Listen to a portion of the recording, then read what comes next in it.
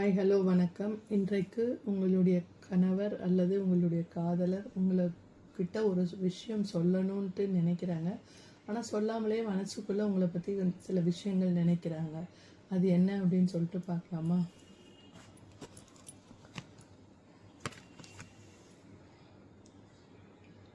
அதாவது அவருக்கு தெரியும் நீங்கள் அவரை முழு மனதாக நம்புறீங்க அப்படின்னு சொல்லிட்டு. ஓகே, அவர் மேலே ரொம்ப கண்மூடித்தனமான ஒரு நம்பிக்கையை நீங்கள் வச்சுருக்கிறீங்க.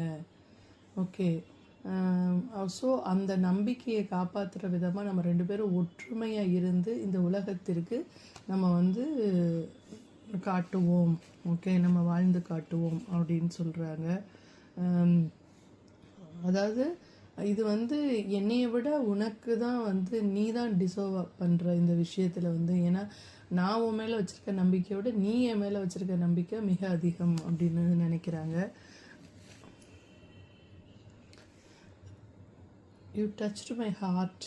ஓகே, அதாவது எப்பயுமே அவரோட இதயத்தை தொட்டுட்டு இருக்கிறீங்க நீங்கள் அப்படின்றது. அதாவது அவங்க இதயத்துக்குள்ளே நீங்கள் தான் இருக்கிறீங்க ஒவ்வொரு நிமிஷமும் ஒவ்வொரு விஷயத்துலையும் அப்படின்னு சொல்கிறாங்க. சில விஷயத்திற்கு அப்பாலஜிஸ் கேட்குறாங்க. ஓகே, ஏதாவது நான் உன்கிட்ட மனசு புண்படும்படி நடந்துக்கிட்டேன் அப்படின்னா அதுக்கு நான் உன்கிட்ட மன்னிப்பு கேட்டுக்கிறேன் அப்படின்னு சொல்லிட்டு மனசுக்குள்ளே நினைக்கிறாங்க. ஆனால் இன்னும் வெளியில் கேட்குற தைரியம் அவங்களுக்கு வரல அப்படின்னு சொல்கிறாங்க.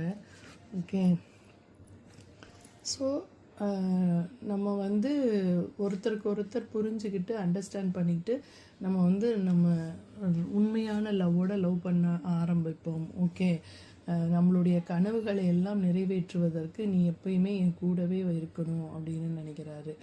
கேரக்டர் டுவர்ட்ஸ் யூ, அதாவது ஒவ்வொரு நாளுமே அவர் உங்களுடைய கேரக்டர்னால ஈர்க்கப்பட்டுருக்காங்க.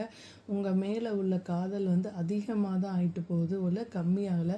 ஸோ அதை மிஸ் பண்ணிடக்கூடாது அப்படின்னு அவர் நினைக்கிறாரு. ஸோ அவரோட அன்பை புரிஞ்சுக்கிட்டு நீங்களும் அவங்களோட ஒற்றுமையாக இருக்கணும் அப்படின்றது தான் இந்த மாதிரி விஷயங்கள் சொல்லுது. Okay, thank you so much.